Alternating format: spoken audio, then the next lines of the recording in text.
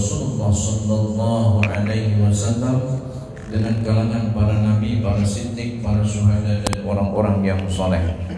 Untuk semua hajat dan keinginan kita yang baik agar dikabulkan oleh Allah baik dunia maupun akhirat. Al-Fatihah.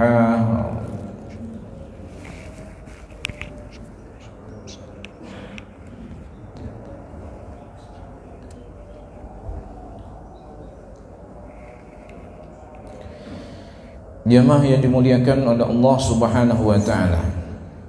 Di dalam Al-Qur'an Allah Subhanahu wa taala berfirman, Bismillahirrahmanirrahim. Innal ladzina yatluna kitaballah, dan adapun orang-orang yang membaca kitab Allah Subhanahu wa taala, wa aqamus shalah, mendirikan salat, wa anfaqu mimma razaqnahum sirran wa alaniyah, dan berinfak dengan apa yang kami berikan kepada mereka baik secara sembunyi-sembunyi ataupun terang-terangan. Yarjuna tijaratan lan tabura, karena mereka mengharapkan perdagangan yang tidak akan pernah merugi. Liwaffiyahum ujurahum, supaya disempurnakan pahala bagi mereka. Wa yazidahum min fadli, ditambahkan keutamaan bagi mereka. Innahu ghafurun syakur, sesungguhnya Allah Maha Pengampun lagi Maha mensyukuri. Ini ayat berkenaan untuk senantiasa kita membaca Al-Quran. Sebab orang-orang yang senantiasa membaca Al-Quran, maka Allah berikan bagi mereka keutamaan yang tidak pernah diberikan selain kepada orang yang membaca Al-Quran. Karena zaman sekarang ini kita malas membaca Al-Quran. Antara membaca Al-Quran dengan membaca WA, terbanyak membaca WA. WA hari-hari kita baca. Al-Quran belum tentu sehari kita membaca. Bisa-bisa satu hari pray kada ketemu dengan Al-Quran sama sekali. Baru ketemu dengan Al-Quran kapan? Waktu sholat. Untung masih ada sholat. Bila tak ada sholat, tak ada lagi Al-Quran yang terbaca. Dan di dalam sholat pun itu-itu aja yang diulang. Qul huwallahu ahad, Qul a'udzu birabbil falaq, Qul a'udzu birabbin nas. Bolak-balik, bolak-balik, bolak-balik, itu aja yang kita baca. Satu lagi tambah terakhir, apa? Yasin. Kenapa Yasin? Untung masih ada malam Jumat. Bila tak ada malam Jumat, malamnya Sabtu semua selesai. Ada lagi kita baca Yasin itu. Dan untung juga ada yang meninggal, sehingga tahlil baca ya Yasin. Seandainya tak ada yang meninggal, atau meninggal tidak seperti yang sekarang meninggal, perlu rukun kematian. Seandainya meninggal langsung hilang, selesai. Kada ada yang baca Yasin sama sekali. Begitu meninggal langsung hilang ke langit sana, selesai. Kada ada yang membaca Yasin lagi. Kemana ya? Sudah seminggu kada muncul, meninggal sudah. Ya untung kita meninggal itu masih bisa baca Yasin, masih ada malam Jumat, masih untung itu, masih terbaca Al-Quran. Cuma jangan berharap orang meninggal, dan jangan mengharap malam Jumat. Baca Quran saban hari, setiap hari itu paling tidak walaupun satu ayat. Syukur-syukur tuh one juz, satu hari satu juz. Tapi kalau dari wajah-wajah pian ini kadang mungkin satu hari satu juz, minimal 2 juz. Pagi juz papaya, sore juz alpokat, 2 juz pian nih kalau dilihat wajah-wajah pian ini. Mana ada yang 1 juz? An Abi Hurairah radhiyallahu anhu anna Rasulullah sallallahu alaihi wasallam qala majtama'a qaumun fi baitin, tidaklah berkumpul satu kaum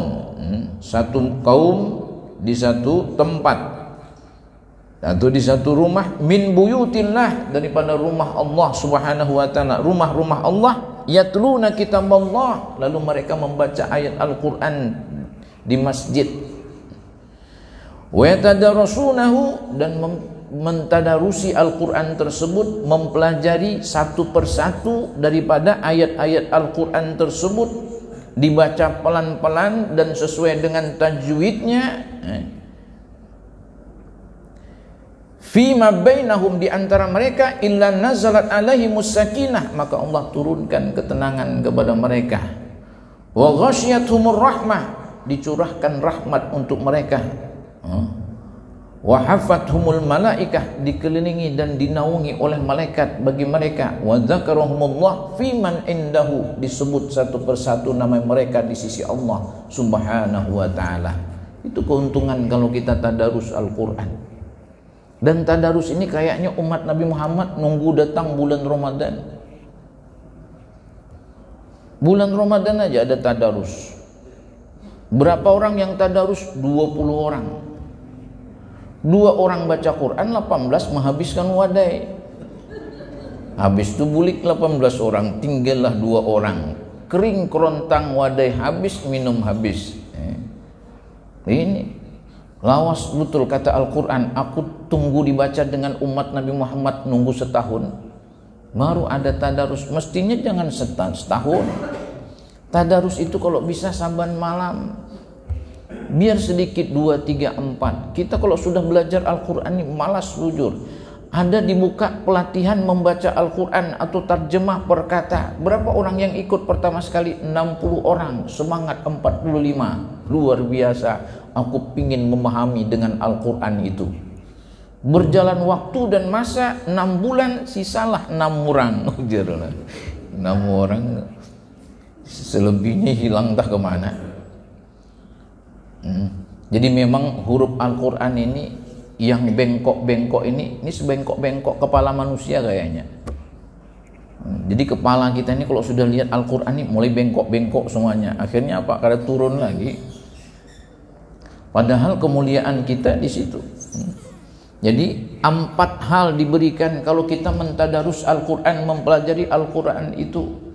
1, diturunkan ketenangan kepada diri kita. Diturunkan rahmat kepada diri kita. Kemudian dikelilingi oleh malaikat, disebut nama kita satu persatu di sisi Allah subhanahu wa ta'ala, dibanggakan kita di hadapan Allah, di hadapan para malaikat itu. Allah membanggakan umat Nabi Muhammad yang senantiasa mentadarus Al-Quran itu, mempelajari Al-Quran itu. Cuma itu tadi, kita malas. Lain kita apa? Orang lain. Cuma orang lain itu termasuk kita juga. Ini malas jujur kita belajar Al-Quran.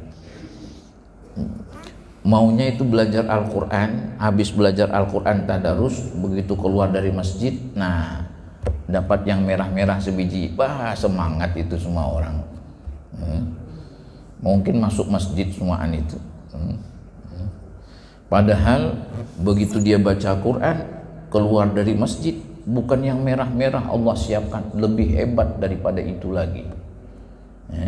Lebih hebat daripada gedung hotel sebiji itu, lebih hebat disiapkan untuk orang yang membaca Al-Quran. Tapi kadang mau kita. Jemaah yang dimuliakan oleh Allah subhanahu wa ta'ala, Sayyidina Ali karamallahu wajahahu menafsirkan sakinah adalah sejenis udara khusus yang memiliki wajah manusia. Ini kata Sayyidina Ali, sakinah itu sejenis udara yang khusus yang berwajah manusia. Itu menurut Sayyidina Ali. Menurut Sujirah berpendapat bahwa sakinah adalah nama sejenis mangkuk di surga yang terbuat dari emas, yang digunakan untuk mencuci hati para nabi. Itu sakinah. Jadi memang sakinah itu banyak maknanya. Dan kadang-kadang seseorang ketika mendapatkan nasihat dari seorang guru ataupun ulama yang lainnya, lalu mendapatkan nasihat tersebut, lalu dia mengamalkan amalan tersebut. Kemudian setelah dia mengamalkan, maka dia lihat dengan amalan itu sesuai dengan kekuatan hati dan kesempurnaan hati masing-masing. Ternyata cerita sesuatu dari seorang guru ketika dia mengalami dan melaksanakan amalan itu, ceritanya itu tidak sesuai dengan apa yang dilihat, tergantung bagaimana kesempurnaan keimanan seseorang itu masing-masing. Jadi dulu ada seorang murid memiliki seorang guru yang sangat luar biasa, dan murid ini pun menjadi seorang guru juga dan memiliki murid yang luar biasa juga. Suatu ketika murid ini datang kepada gurunya, "Tuan guru, kenapa cerita-cerita atau hikayah-hikayah yang Tuan guru ceritakan kepada saya tentang pengalaman batin, tapi saya tidak pernah mengalami apa yang Tuan guru ceritakan tersebut? Tentang kenikmatan batin setelah kita mengamalkan satu amalan, kalau kita mendapatkan posisi yang dekat kepada Allah dengan amalan atau apapun yang kita lakukan dalam bentuk kebaikan, lalu Tuan guru sampaikan ini yang kita dapatkan dan kita nikmati, ternyata aku tidak bisa menikmati dengan apa yang Tuan guru ceritakan." Apa dijawab oleh Tuan guru? 300 tahun pun engkau beribadah. Sebab murid ini selama 30 tahun itu dia tidak pernah merasakan apa-apa. Jadi 30 tahun dia beribadah, murid ini, dia tidak merasakan apa-apa. Begitu dia lapor dengan gurunya, apa kata gurunya? 300 tahun pun engkau beribadah kepada Allah, engkau tidak akan pernah merasakan sebutir debu pun ketenangan dan kesempurnaan batinmu di hadapan Allah Subhanahu wa ta'ala. Lalu dia tanya, "Apa sebabnya Tuan guru?" Apa kata guru tersebut? "Sebab kesombongan sedang menutupi hatimu, jiwamu tersebut."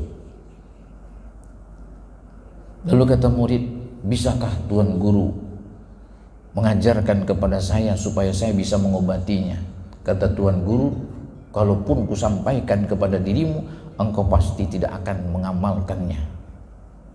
"Enggak Tuan guru, insya Allah aku mengamalkan." "Baik," kata Tuan guru, "besok kau tinggalkanlah pakaian-pakaian kebesaranmu, karena mungkin di pandangan guru ini melihat bahwa murid ini begitu dia punya murid yang banyak, mulai sudah, aku mirip-mirip kayak guruku, mungkin aku bisa menyaingi guruku juga, muridku itu lebih banyak daripada guruku." Ataupun kalau tidak, dia pakai jubah yang berwarna putih, sorban melilit di kepalanya, lalu ada satu kebanggaan di dalam hati dan jiwanya. Itu yang ingin dibersihkan oleh gurunya. Kata gurunya, "Kalau ku ajarkan, engkau pasti tidak ingin mengamalkannya." "Enggak Tuan guru, aku akan mengamalkan." "Baik, besok lepaslah baju-baju jubah kebesaranmu itu, lepaskan sorbanmu itu, dan pakailah pakaian yang compang-camping, robek, lalu berangkatlah kau ke pasar. Gantunglah kacang di lehermu, dan begitu ada anak-anak kecil bermain di pasar, panggil mereka, suruh mereka untuk menempelengmu, untuk memukulmu. Setelah itu berilah sebungkus kacang kepada dirinya. Dan setelah itu berangkatlah engkau kepada murid-murid yang kau ajarkan dan kau perlakukan sama seperti engkau berlaku di pasar." Lalu apa kata murid? "Tuan guru, yang lain adakah?" "Kira-kira jangan yang itu, yang lain aja kira-kira. Sudah kukatakan, engkau pasti tidak ingin melakukannya. Selama masih ada kesombongan di dalam dirimu, di dalam hatimu, kau tidak akan pernah merasakan kenikmatan dengan amal ibadah yang kau lakukan kepada Tuhan di dalam hidupmu." Ya memang kadang-kadang kesombongan kita ini, keangkuhan kita ini, penyakit-penyakit hati kita ini yang menutupi cahaya Tuhan untuk masuk ke dalam hati. Bila cahaya itu tidak masuk ke dalam hati, bagaimana kita bisa merasakan ketenangan? Sebab tenang itu adalah hati yang merasakan. Tenang itu hati yang merasakan. Amun sate baru muntung. Iwak haruan itu untung yang merasakan. Tapi kalau ketenangan dan kebahagiaan itu hati yang merasakan. Tentang kenikmatan di dalam beribadah kepada Tuhan, itu hati yang merasakan, tidak bisa yang lain. Maka kalau ingin hati ini yang merasakan, baguskan perasaan-perasaan hati di dalam jiwa kita. Kalau perasaan hati ini tidak bagus, bagaimana dia bisa merasa? Orang sariawan nyamanlah makan iwak. Orang sariawan muntungnya luka-luka, nyamanlahnya merasakan iwak itu. Kasih iwak gini tolaknya, makan apalagi kacang, selesai. Tolaknya, kenapa? Muntungnya sakit. Begitu juga orang yang hatinya sakit, bagaimana dia bisa merasakan kenikmatan dan kebahagiaan sementara hatinya sakit? Banyak orang sakit hati tapi dia tidak merasa sakit, rasanya nyaman aja hatiku.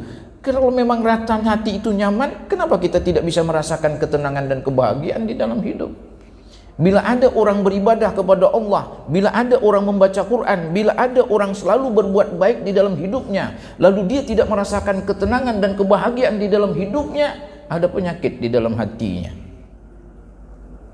Sebab kalau tidak ada penyakit, tak mungkin dia tidak merasakan. Kalau ada suami istri itu hidup berumah tangga puluhan tahun, lalu tidak merasakan kebahagiaan di dalam rumah tangga, ada penyakit di dalam rumah tangga itu. Sebab kalau dia tidak ada penyakitnya, dia pasti merasakan enak dan nyaman. Sebab segala sesuatu yang diarahkan dan dihubungkan dengan Allah pasti membawa ketenangan dan kebahagiaan. Tak mungkin tidak membawa ketenangan dan kebahagiaan. Jemaah yang dimuliakan oleh Allah Subhanahu wa taala, sebagian ulama mengatakan bahwa sakinah adalah satu rahmat khusus yang diberikan oleh Allah Subhanahu wa taala. Ada juga Tabarani yang mendukung pendapat yang mengatakan bahwa sakinah adalah ketenangan hati. Itu sakinah. Sebagian lagi menafsirkan sakinah sebagai kedamaian. Ada juga yang menafsirkan sebagai kewibawaan. Dan lainnya menafsirkan sakinah adalah malaikat. Selain itu masih banyak penafsiran-penafsiran yang lain. Dan Imam Nawawi menafsirkan sakinah gabungan antara ketenangan, rahmat dan lain-lain yang diturunkan bersama dengan malaikat. Allah Subhanahu wa taala berfirman, fa anzalallahu sakinatun alaih, dan Allah turunkan ketenangan atasnya. At-Taubah ayat 40. Di dalam ayat yang lain, huwallazi anzalas sakinata, dan dialah Allah yang menurunkan ketenangan fi qulubil mu'minina, di dalam hatinya orang-orang yang beriman itu. Jadi kalau Allah turunkan ketenangan ke dalam hati orang beriman, berarti hati orang beriman yang merasakan tenang. Kalau dia beriman dengan benar kepada Allah, dia pasti merasakan ketenangan. Apa itu iman? Tasdiqun bil qalbi, dia yakin dengan hatinya. Wa iqrarun bil lisan, diucapkan dengan lisannya. Wa amalun bil arkan, dan diamalkan dengan seluruh anggota tubuhnya. Itu iman. Jadi iman tidak keluar dari mulut saja. Enggak, aku beriman kepada Allah, enggak bisa. Iman itu harus muncul di dalam hatinya, bahwa dia yakin dan beriman, percaya kepada Allah. Setelah itu diucapkan dengan lisannya, dan setelah itu dibuktikan dengan amal perbuatannya. Allahu Akbar, Allahu Akbar, mampir dia ke masjid, assalam maninjau, berarti bujur dia beriman. Allahu Akbar, Allahu Akbar, mampir dia warung nasi kuning, berarti dia salah panggil itu. Yang muazin itu di masjid, lain di warung nasi kuning. Setelah dari masjid, sholat, dengar ceramah, baru mampir ke warung nasi kuning. Itu balik-balik kita. Jadi di dalam hidup ini, huwallazi anzalas sakinata fi qulubil mu'minina, Allah yang turunkan ketenangan ke dalam hati orang yang beriman. Kalau Allah yang turunkan ketenangan ke dalam hati orang yang beriman, berarti memang sudah dipatok oleh Allah. Tidak ada yang lain yang bisa menurunkan ketenangan ke dalam hatinya seseorang. Sebab yang turunkan ketenangan itu hanya Allah. Nah, ada yang lain yang bisa. Suami tidak bisa menurunkan ketenangan ke dalam hati seorang istri. Seorang istri tidak bisa menurunkan ketenangan ke dalam hati suami. Orang tua tidak bisa menurunkan ketenangan ke dalam hati anak-anaknya. Dan anak pun tidak bisa menurunkan ketenangan ke dalam hati kedua orang tuanya. Yang turunkan siapa? Allah. Kalau ingin mencari ketenangan, carilah lawan Allah. Bukan lawan suami. Aku dapat sakinah, Pak Ustadz, di dalam hidup ini. Kenapa? Karena biniku namanya Sakinah. Ya jujur aja dapat sakinah itu. Tapi bukan itu. Kadang-kadang ada namanya, bininya siapa namanya? Sakinah, Mawaddah, Warahmah, tambah pulang sebiji lagi. Tapi berkelahi terus. Berarti kada sakinah itu, berkelahi terus itu. Sama dengan orang namanya siapa? Muhammad Sobirin, tapi orangnya pemarahan ya benar. Jadi itu di dalam hidup ya Allah yang turunkan ketenangan. Fi qulubil mu'minin, Allah sebutkan yang turunkan aku, kuturunkan kepada siapa? Allah sebut. Siapa yang diturunkan? Kepada orang-orang yang beriman. Kalau tidak beriman, tidak mungkin diturunkan. Maka kalau ingin merasakan ketenangan ini, ya jadilah kita orang beriman. Jadi kalau kita tidak beriman, kita tidak mungkin merasakan ketenangan dan kebahagiaan itu. Di dalam ayat lain, fihi sakinatun mir rabbikum, di dalamnya terdapat ketenangan dari Tuhan. Jamaah yang dimuliakan oleh Allah Subhanahu wa taala. Jadi di dalam Al-Quran banyak sekali Allah menyebutkan kabar gembira tentang ketenangan tersebut. Diriwayatkan di dalam kitab Ihya bahwa Ibnu Sauban pernah berjanji kepada saudaranya bahwa dia akan berbuka puasa bersama. Ternyata apa yang terjadi? Baru tiba, baru muncul keesokan paginya. Besok pagi baru muncul orangnya. Padahal janji buka puasa bersama. Buka puasa itu kan maghrib, tapi dia baru muncul besok paginya. Lalu Ibnu Sauban ketika ditanya, kenapa engkau baru muncul? Kita kan janji buka puasa bersama. Buka puasa itu di mana-mana habis maghrib. Kenapa kamu muncul pagi? Lalu Sauban menjawab, seandainya bukan karena janjiku kepadamu, maka aku tidak akan menceritakan apa yang kualami ini. Tapi karena sudah terlanjur aku berjanji lawan Ikam, ingin bertemu, ingin berbuka puasa bersama. Kenapa aku muncul pagi hari ini? Kalau seandainya bukan karena janjiku kepadamu, aku tidak akan menceritakan ini. Kusembunyikan memang rahasia ini, tapi karena sudah terlalu berjanji dengan engkau, maka ku ceritakan apa kadanya. Jadi kejadiannya adalah sebagai berikut, kata Ibnu Sauban. Tanpa disengaja aku terlambat hingga waktu Isya. Setelah selesai waktu Isya, aku merasa bahwa aku harus sholat witir, karena aku tidak tenang jika kematian datang pada malam itu.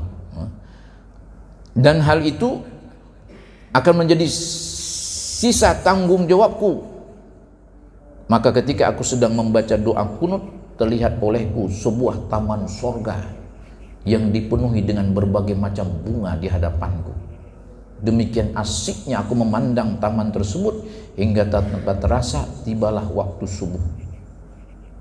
Itu orang kalau sudah asik seperti itu, dilupa dengan segala-galanya. Ada orang memang punya kelebihan tersendiri. Ada orang sholat malam, kenapa dia bisa tahan sampai berjam-jam? Kadang-kadang dia bisa melihat apa-apa orang lain yang tidak bisa melihat. Ini tergantung kekuatan batin seseorang. Kalau kita ini agak berat. Kalau kita ini saya lihat zaman-zaman sekarang ini agak berat. Jangankan yang dengarkan ceramah, penceramah itu juga sama juga kayak Bian mungkin sebegitu. Lebih kurang dikit aja. Pengalaman batin itu akan bisa dirasakan oleh orang-orang yang memiliki kekuatan batin yang kuat. Tapi orang yang tidak memiliki kebersihan hati di dalam jiwanya, itu agak berat untuk mengalami pengalaman batin. Bahkan apapun yang diceritakan oleh gurunya tentang kenikmatan ibadah, tentang kenikmatan melakukan sesuatu ketaatan kepada Allah, kadang-kadang murid-muridnya tidak bisa merasakan apa yang diceritakan tersebut.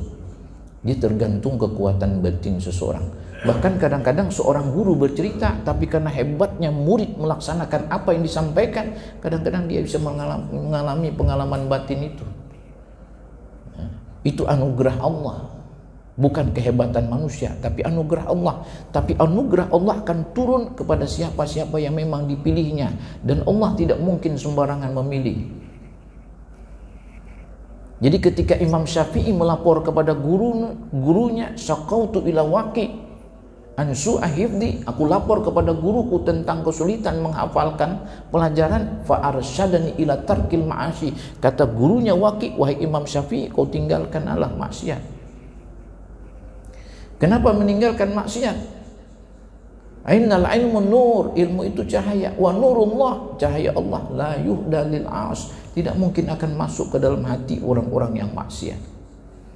Kalau hati kita masih maksiat, tak mungkin masuk cahaya Allah, tak mungkin masuk ketenangan, tak mungkin masuk kebahagiaan, tak mungkin masuk pengalaman-pengalaman batin yang orang tidak mengalaminya, tapi kita mengalaminya. Kalau seandainya batin kita itu belum bersih. Makanya orang-orang yang hakikatnya sudah bagus dengan Tuhan, itu pasti merasakan. Jangankan hakikatnya sudah bagus, orang yang tarikatnya saja bagus kepada Allah, dia pasti merasakan pengalaman-pengalaman batin itu. Tapi kalau masih masuk di dalam amal syariat, itu agak berat itu.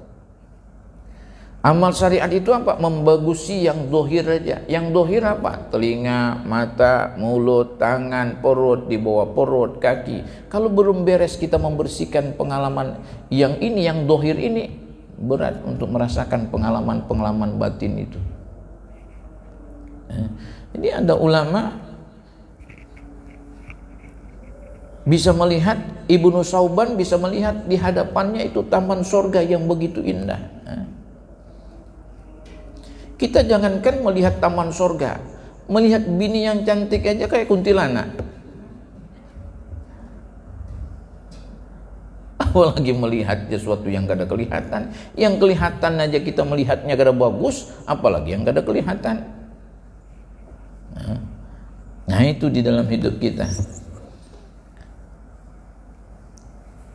Jadi banyak riwayat yang menjelaskan tentang itu. Jadi katanya, kata Ibnu Sauban, demikian asiknya aku memandang taman itu sehingga tanpa terasa tibalah waktu subuh. Kisah juga banyak terjadi pada ulama-ulama terdahulu. Kemudian juga mengenai Usaid bin Hudair. Usaid bin Hudair banyak dijelaskan dalam kitab hadis ketika dia sedang membaca Al-Quran. Dia merasa ada segumpal awan yang mendekatinya. Dia merasa ada segumpal awan mendekatinya. Ketika hal itu ditanyakan kepada baginda Rasul, maka beliau bersabda, itu adalah para malaikat yang datang untuk mendengarkan bacaan Al-Quran. Begitu banyak malaikat datang sehingga terlihat seperti kumpulan awan. Jadi suatu ketika seorang sahabat merasa ada awan yang mengiringinya, maka Rasulullah bersabda, itu adalah sakinah. Makanya Sayyidina Ali menyebutkan awan, yaitu rahmat yang diturunkan karena bacaan Al-Quran dalam Sahih Muslim.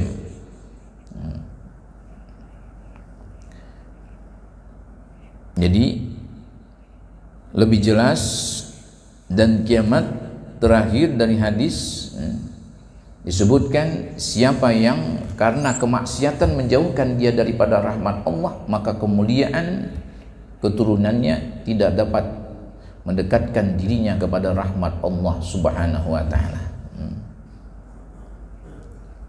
Orang yang mulia nasabnya tapi sering berbuat dosa dan maksiat tidak dapat disamakan di hadapan Allah dengan yang hina nasabnya tetapi bertakwa kepada Allah. Sesungguhnya orang yang paling mulia di antara kamu di sisi Allah adalah orang yang bertakwa. Inna akramakum indallahi atqakum. Atqakum itu bukan untuk kita aja, tapi juga anak keturunan kita. Dan kalau kita ingin mendapatkan anak keturunan yang mulia, maka kita harus menjaga kemuliaan. Sebab kalau kita tidak menjaga kemuliaan, pengaruhnya nanti pasti kepada anak keturunan. Apa kata Nabi Ibrahim? Rabbi habli minas sholihin. Tapi Nabi Ibrahim sendiri menjaga kemuliaan itu. Apa yang terjadi ketika beliau meminta kepada Allah, Allah beri anak keturunan. Kalau kita ingin menjaga anak keturunan kita, ya jagalah sikap dan kemuliaan kita di hadapan Allah. Bukan hanya di hadapan Allah, tapi juga di hadapan manusia. Kita baiknya bukan hanya kepada Allah saja, kepada manusia baik juga. Bukan hanya kepada manusia, tapi kepada Allah baik juga. Ittaqillaha haitsuma kunta. Bertakwalah engkau kepada Allah di mana saja kau berada. Di hadapan manusia kau bertakwa, tidak ada manusia pun kita bertakwa. Kita kadang-kadang di hadapan manusia bagus takwa, di belakang manusia hancur. Begitu sholat dengan manusia, di hadapan manusia, wah luar biasa, mantap Ikam. Gerakan Ikam ini belum pernah ada orang yang sholat kayak Ikam ini. Allahu Akbar, lawas bujur Ikam. Itu niat Ikam itu sempurna bujur, kayaknya masuk ke dalam hati Ikam. Begitu sholat sorangan, zuhur 5 rakaat. Hantamnya, ujar malaikat, bagus Ikam. Ada orang yang mendapatkan pahala seperti Ikam. Orang sholat duhur 4 rakaat, Ikam 5 rakaat. Mantap Ikam, ujar malaikat. Kenapa? Karena kita di hadapan manusia dengan di hadapan tidak ada di hadapan manusia itu berbeda kadang-kadang. Di hadapan manusia kita baguskan, di belakang manusia selesai sembarangan aja. Sholat duhur 5 rakaat cukup, enggak, tambah pulang asar 5 rakaat. Cocok. Ujar malaikat, cocok Ikam satu pasang. Jadi itu, bertakwalah kepada Allah di mana saja kita berada. Jemaah yang dimuliakan oleh Allah Subhanahu wa taala. Lalu apa yang kita dapatkan dengan membaca Al-Qur'an? Apa keutamaan daripada membaca Al-Qur'an tersebut? Yang pertama, membaca Al-Quran adalah perdagangan yang tidak akan pernah merugi. Kita berdagang di dalam kehidupan, berapapun keuntungan yang kita dapatkan, itu rugi semuanya. Dari mana rugi Pak Ustadz? Suamiku berjualan, dapat untung setiap hari 5 juta, 5 juta, 5 juta, di mana rugi? Anakku Pak Ustadz punya perusahaan batubara, untung saban bulan 7 miliar, di mana ruginya Pak Ustadz? Rumahnya tambah terus, rukonya nambah terus, duitnya nambah terus, rugi di mana? Siapa bilang tidak rugi? Coba dia meninggal dunia, apakah dia bawa semuaan keuntungan itu? Enggak, sepeser pun tidak bawa. Berapa duit yang disimpan di dalam rekeningnya? 700 miliar. Ini kalau berceramah kayak gini memang, biarpun kita kadang dapat duitnya, tapi paling tidak dengar duitnya 700 miliar. Itu duit banyak, tapi begitu meninggal sepeser pun tidak dapat dibawanya. Kalau tidak dapat dibawa, untuk apa keuntungan 700 miliar? 700 triliun pun kalau tidak bisa dibawa ketika dia meninggal, untuk apa? Mana bininya masih muda pulang? Ya itu, sudah ada niat dan rencana itu. Dan siapa juga mau nganggur? Duit banyak nganggur, nunggu suami yang sudah meninggal. Ada harapan. Duit banyak.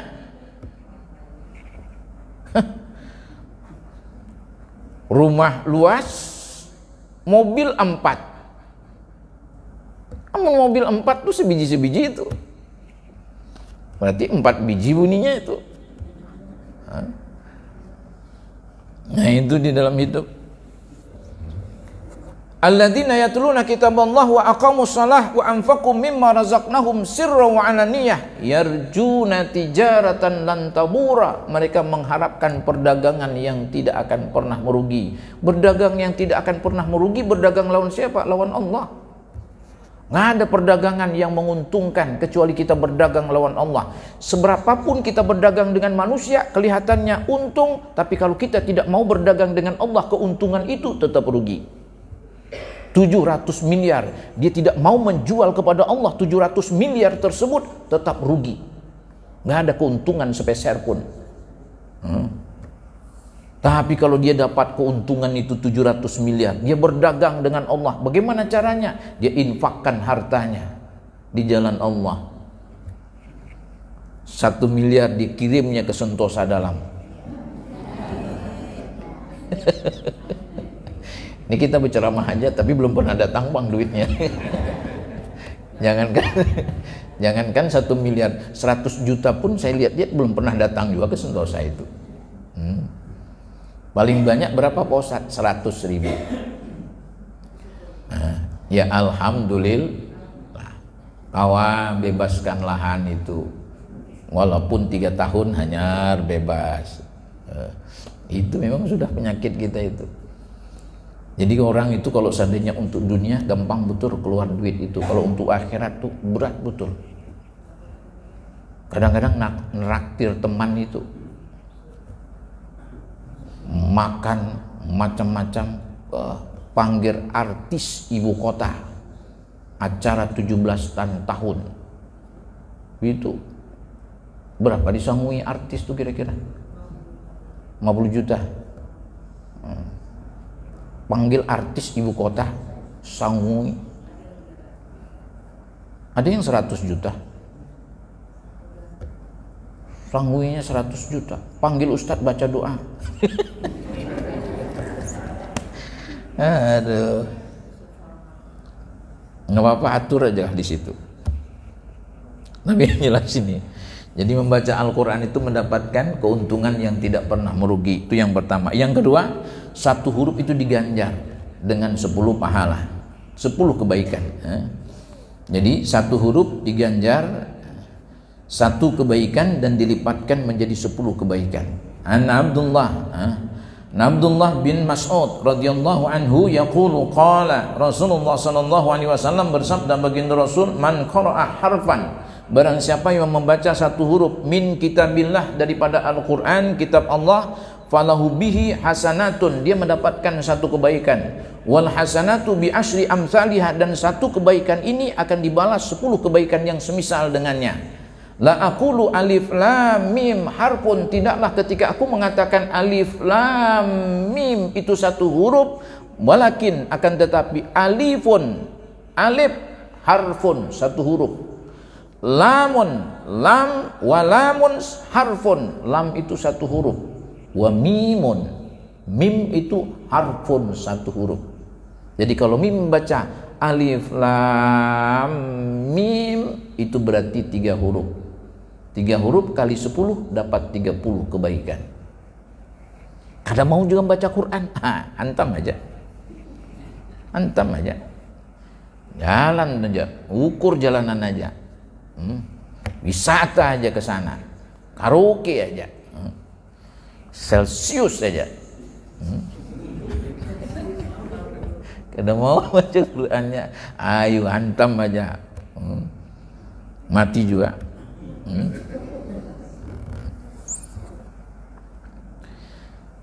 An Abdullah bin Mas'ud radhiyallahu anhu qala ta'allamu hadzal Qur'an, belajarlah Quran ini, fa innakum tu'jaruna bitilawati bikulli harfin asyra hasanatin, sebab kalian tu'jaruna diberikan pahala bitilawati dengan membacanya bikulli harfin setiap huruf asyra hasanatin 10 kebaikan. Amma inilah aqul bi alif lamin walakin bi alifin walamin wa mimin bi kulli harfin asyru hasanatin. Sama hadisnya dengan di atas. Nah, jadi ketika membaca alif lam mim, alif itu 10, lam itu 10, mim itu 10, berarti 30 kebaikan. Sama dengan baca Yasin, itu 2 huruf, berarti 20 kebaikan. Tapi jangan sering-sering mempraktekkan yang begini. Bismillahirrahmanirrahim. Yasin, sadaqallahul azim. Hantamnya Quran. Bisa andainya Quran itu bisa tempelengnya bang gitu. Ya tambahilah beberapa ayat berikutnya. Jangan pas segitu aja. Dan kalau kita mendapatkan kebaikan itu untuk apa? Innal hasanati Innal hasanata yudhibnas sayyi'at. Jadi kebaikan itu menghapuskan keburukan. Jadi kalau ingin menghapuskan keburukan, ya ini sudah bacaan Al-Quran untuk menghapuskan Al-Quran. Sebab setiap huruf kita dapat satu huruf kebaikan. Sementara kebaikan itu untuk menghapuskan keburukan. Jemaah yang dimuliakan oleh Allah, dikarenakan waktu yang sudah lewat, maka kita cukupkan di sini saja. Kalau tidak ingat, kalau terlihat jam, bisa jam 7 kita berhenti. Kita maulah berhenti jam 7. Pian maulah diteramai sampai jam 7 kira-kira. Maulah pian. Pian mau. Saya tidak mau. Saya mau berhenti sekarang. Jadi kita cukupkan di sini saja. Mudah-mudahan apa yang disampaikan ada manfaatnya. Insya Allah pada pertemuan berikutnya akan kita sambung apa keutamaan daripada membaca Al-Quran, supaya kita mau membaca Al-Quran. Sebab di dalam membaca Al-Quran Allah siapkan kebaikan-kebaikan yang banyak. Cuma kadang-kadang kita sering melewatkan membaca Al-Quran itu di dalam kehidupan. Ini saja. Al-Fatihah.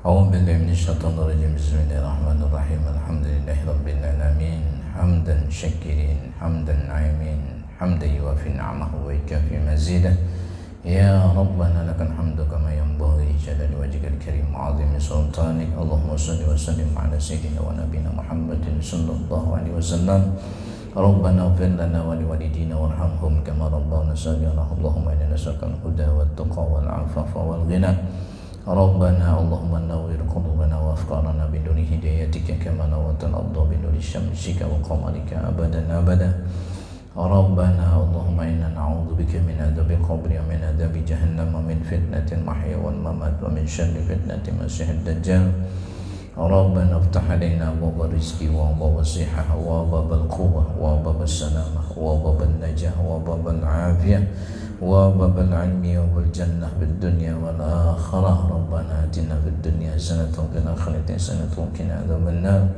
سبحان ربك رب العزة عما يصفون وسلام على المرسلين والحمد لله رب العالمين سبحانك اللهم وبحمدك أشهد أن لا إله إلا أنت أستغفرك وأتوب إليك بالله التوفيق والهداية السلام عليكم ورحمة الله وبركاته.